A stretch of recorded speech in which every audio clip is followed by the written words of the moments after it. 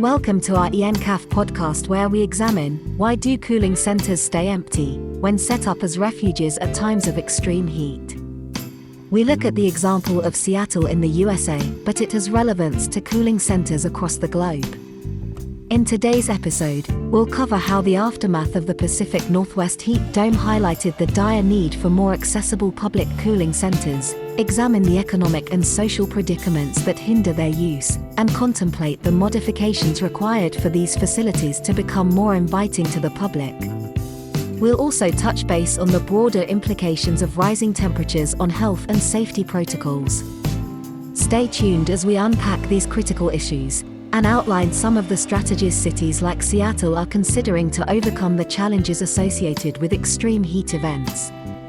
In the summer of 2021, the city of Seattle was reeling from the impacts of a staggering heatwave, one where the absence of air conditioning in most households and a scarcity of public cooling centers contributed to over 150 fatalities.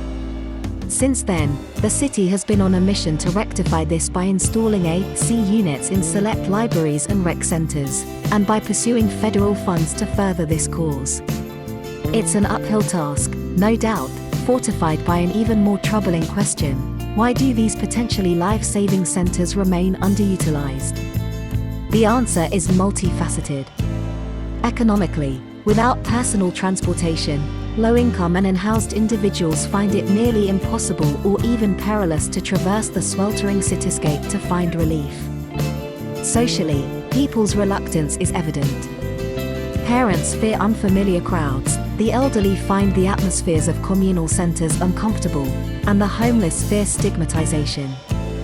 A sterling point came to the forefront: these centers must be more than just cold spaces, they must also provide other reasons or incentives for individuals to use them. Kate Hutton, Seattle's emergency planning coordinator, shared insights from conversations with residents after the heat dome event, concluding that mundane cooling centers wouldn't cut it. For most, the restrictions of institutional settings paled compared to the comfort and entertainment of their own homes. It highlighted an intrinsic preference for maintaining normalcy, even at the peril of health risks.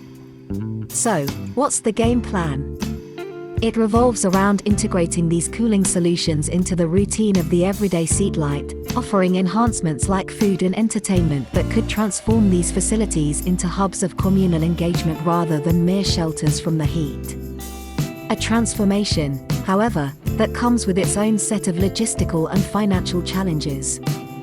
Clearly, temperate cities like Seattle face an arduous task not only in reaching out to the most vulnerable, but in redesigning their response to heat emergencies in a way that encourages wider community participation. The conversation is only just beginning, but steps are indeed being taken.